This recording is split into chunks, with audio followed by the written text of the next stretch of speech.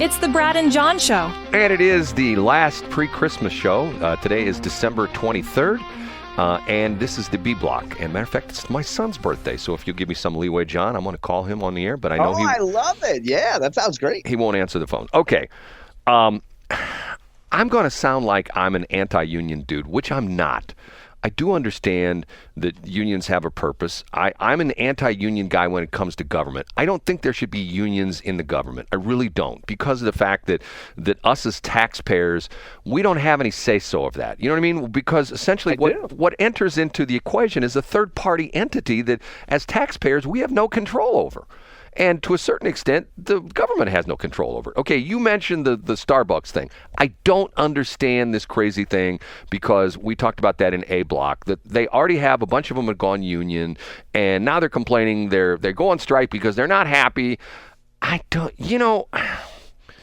never understand the Starbucks thing. I mean, what's interesting is, I drive by they put a new, the Starbucks in Washmo moved around a bit, and now they are in a drive-through lane of the new Bank of Franklin County, right there on 100 on the east end of town, across the street from Cinema One Plus. Everybody knows what I'm talking about, right next to Planet Fitness, okay? And what they have is I guess it's a 2 or 3 story building. It's primarily the Bank of Franklin County building. And by the way, thanks for your advertising, BFC. The lane farthest to the left is for Starbucks, because the Starbucks is like in the first floor of the building. Every time I drive by there's like 10 cars in line.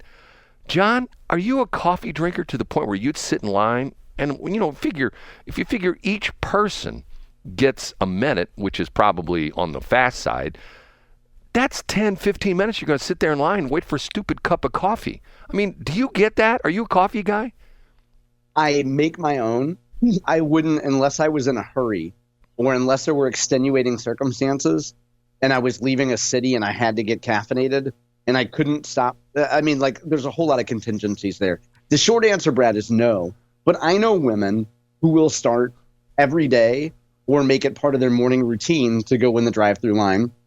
And if you're on a work call, Brad, and you have work calls from 8 a.m. to 11 a.m. every morning, and you don't have to be on camera, just take your calls from the car when you're going to Target and when you're going to Starbucks. You don't care if you're in the line for 15 minutes at Starbucks, because you're just sitting and participating on a work call. I don't understand it. Okay. And it'll cost you, maybe $8 for your coffee. But if you're making, well, whatever. It's not. It's a minor expense, Brad. It's like you going and get a Filet-O-Fish sandwich. Like, you don't even think about it. Well, okay, the difference is that I can get a McChicken for $1.49. You know what I mean? And it's not $8. And you just said, let's do some quick math here. You just said $8. So let's go 8 times 365. That's $2,920 a year, John. I don't. Yeah, that's a lot of money. And if I'm a white woman, I come back to you, or I'm any woman, Brad. I come back to you and say, my bonus this year was $20,000, and if I make 10% more in my next job, and I'm making 180 now, I'll make an additional $18,000 next year. And you know what? The cost of getting a Starbucks every day is worth it to me. So go F yourself. Okay. Second thing, you talked about, in A Block, we talked about the union Starbucks thing, and I'm dovetailing this in the unions. I'm working on Saturday, and I'm driving around, and I'm driving here, and I'm driving there, and I'm listening to KWMU, and it's the national news thing. And they talk about the strike at Amazon. And they go to their reporter, who's from Atlanta, WABE, and he has a prepackaged little thing, if you know what we're talking about. They go to him, and then he's got, when he was out in the field, he did an interview with this lady. Okay, she's a driver for Amazon, but she's not. This is the part of the story that nobody has told. These drivers that are striking don't work for Amazon. They work for contractors. And it's the same thing with FedEx. And this is sort of weird with FedEx, if you get something FedEx overnight, FedEx is now split into several different companies, sort of, I guess, subsidiaries or operating units, whatever you want to call it. If you are getting a overnight delivery where you're in like a mail or a package or something like that, that's one set of people, and they actually are employees of FedEx. But if you are getting FedEx at your home, those are contractors. Contractors come in, they bid on routes. Matter of fact, if you ever take a look at this, and this is, I explained this to somebody before, and they go, well, that's not true. I go, next time if you're in a parking lot and you see one of the big FedEx trucks, not one of the vans, but one of the big FedEx trucks, it would be like in your neighborhood, take a look at the side of it. You'll notice there's a name of a guy on there, and it'll say like, contracted to, and there's a company name, and there's an address, and there's all that kind of stuff, okay? Same thing with Amazon, okay? So they're making it sound like, and once again, the NPR guy never said, well, they're striking Amazon, and it's at the worst time of the year when people are trying to get their presents and things like that. Okay, so he's not saying that they're, and this is the interesting part of it, is that the union essentially is saying, we're striking Amazon. Well, they're not really. They're striking against the subcontractors, who are the ones that hold the rights to these routes. So he interviews this woman, and I'm sorry, I'm sitting here thinking to myself, I can't believe they're playing this on the air. And he's interviewing it, and he goes, why are you upset with Amazon? And she says, remember, she's in Atlanta. She says, well, in the winter, sometimes it gets to be 30 degrees and it's really cold out there. I'm thinking to myself, okay. No. Yes, Oh, I know. 30 degrees. Oh my God, 30 degrees. How can you handle 30 degrees? I'm thinking, let's put this lady up in Minneapolis, or let's put her in Fargo, North Dakota, Yes. and have her work for Amazon there. And then she says, and in the summer, it gets really hot, and we get really hot and sweaty while we're out there on the routes. And I'm thinking to myself, okay, that would be like you interview a carpenter. And he says, well, I'm not really happy with my job because, I got to swing a hammer and it causes me pains in my arm. Okay. or a guy who's like a painter. I'm a painter, and when I paint those ceilings, sometimes the little droplets of paint comes down and hits me in the face and gets in my hair. Yeah. It's like, guess what? That's the job. You know what I mean? Yes. If you are, I'm thinking to myself, okay, what's the union going to do? Is the union going to come in and change the climate in Atlanta to the point where it's like San Diego, where it's like 60 degrees year round, where, oh my God, the union came in and they changed the climate in Atlanta. There's no more cold. There's no more heat. And I'm going like, I don't get it. And they made it out to be, and then it's interesting because the reporter from WEBABE, he's talking to the network, and she makes some comment about, wow, sounds like they have a really tough job. Now, hold on, Brad. We just got a text from Dave Murray, and he suggests this woman moves to Palm Springs. Yes, where it's 110 year round. Okay, Yeah. Like moving to Phoenix. Okay, John, am I being weird about this? When I hear people complain about stuff like that, I like the Starbucks people. If the job's not treating you right, quit. Find another job. Yeah. If you don't, if you wanted a union and you got the union, and now you're not happy about the fact that you already got a union contract, but now you want to change the union contract, you know what? Maybe that's not the job for you. And maybe if you're this woman who's a contracted Amazon delivery person in Atlanta, and maybe if she doesn't like being out in 30 degrees temperature or in the sun when it gets hot in the summer, find another job. Get a desk job somewhere. Sit in an office somewhere. You know what I mean? So, Brad, no, you're not being crazy about this. I would take a bit more of an empathetic view, and I'm generally the curmudgeon, but I'll play empath here, Brad. If you're one of these people, so this union protest that's captured in the Post-Dispatch had 7 people. So let's say you're one of these people that's wearing a COVID mask outdoors, okay, which is its own individual separate choice. You've probably been told by somebody in the union, look, we are getting screwed by Starbucks because they made a deal with us as a union, and it looks like they gave us everything that we wanted. But you know what? We deserve more. You work harder. Other people are getting more money. You should get more money too. So these people say, yeah, you're right. I should be getting more money. And Brad, they would never think to look at it and say, well, I could go to Target and make $15 working in the back room, stocking shelves, but I wouldn't make $15.50 here at Starbucks, but I'd have an easier job and more path to a higher salary. You get what I'm saying? They're not going to do the math. They're just going to have somebody tell them they should be mad. And here, we even made signs for you. Stand outside will cover the money that you lose today. Well, see, that to me is always the dead giveaway when you see these spontaneous strikes and everybody's carrying the same printed signs. Like, Yeah. okay, they went down to the FedEx store where they print these signs, or they called up, signs, signs are us or something like that. Hey, can you knock us out? We need them. We're going to go strike in an hour. Can you knock us out 30 striking signs?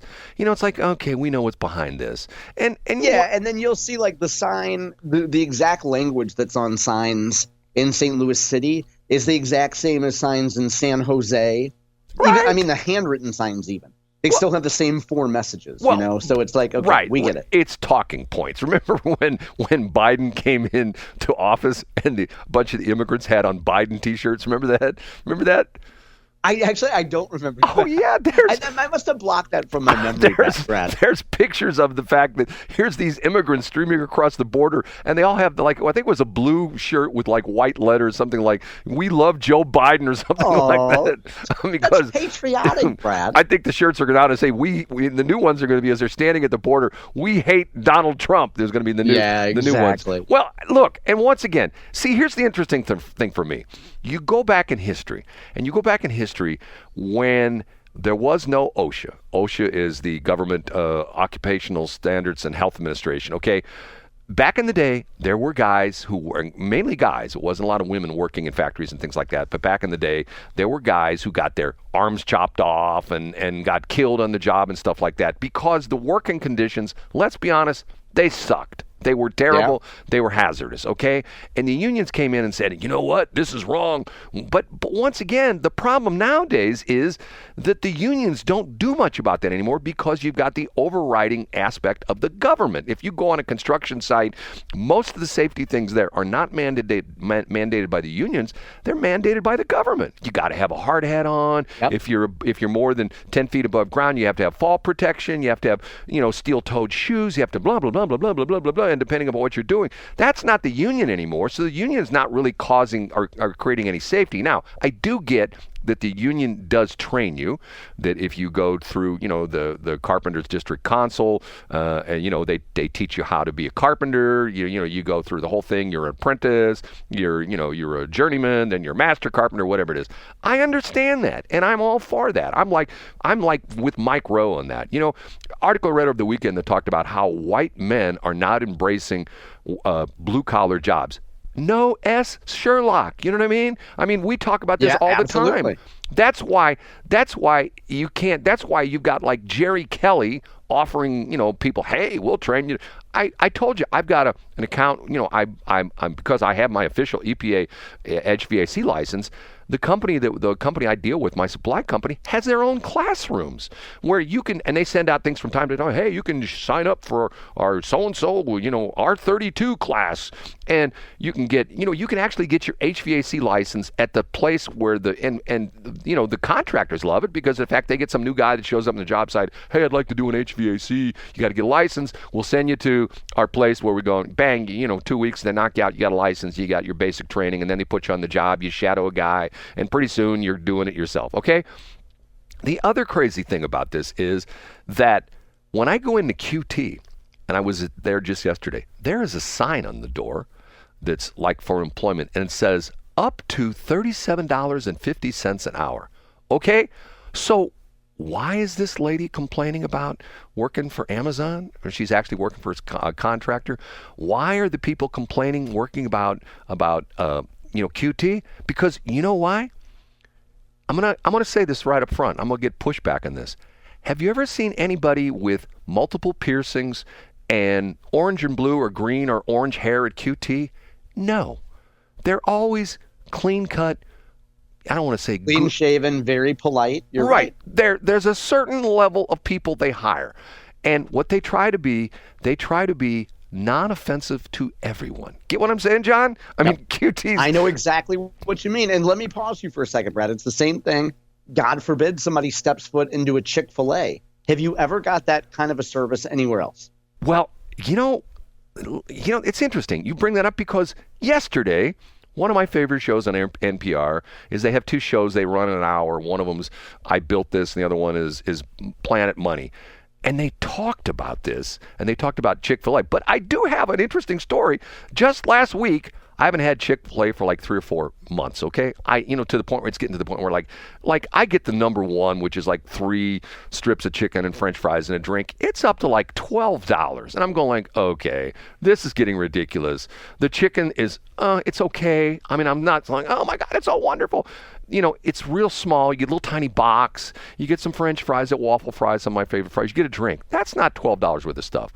I had something happen to me at Chick-fil-A last week, which has never happened to me, and I got zero service. I got terrible, bad service at a Chick-fil-A. How did it happen? Well, I don't know. Tell you the truth. I mean, here, I'll pick it up. But I mean, logistically, were you in the drive-thru? Did you go in? How did it work? I was in a drive-thru, and I'm telling you, it was the worst experience I have ever had at Chick-fil-A. It was absolutely positively horrible. And to the point where I'm going like, okay, I don't know what was going on, but it sucked. And to the point were you at the one on Mid-Rivers Mall and 364? No, I wasn't at that one. Let's take a break. We'll come back and I'll pick this up because it's interesting you dovetailed to Chick-fil-A because of the fact that there's an interesting angle of this they talked about at NPR yesterday, which I thought was fascinating, which takes me back to my old days when I did work for Church's Fried Chicken, which was interesting as well, too. Thanks for checking out the Brad and John Show podcast. This segment of the show is brought to you by John Combest's book, Stalking, Harassment, Internet Trolling, A Guide to Recovering and Rebuilding After Online Attacks. It's a great reference if you've ever been the unfortunate target of a social media attack. It's available on Amazon. Just search John Combest. That's Combest, John Combest, and the book will show up in your search results. Now it's time for another segment of the Brad and John Show. Can you handle it?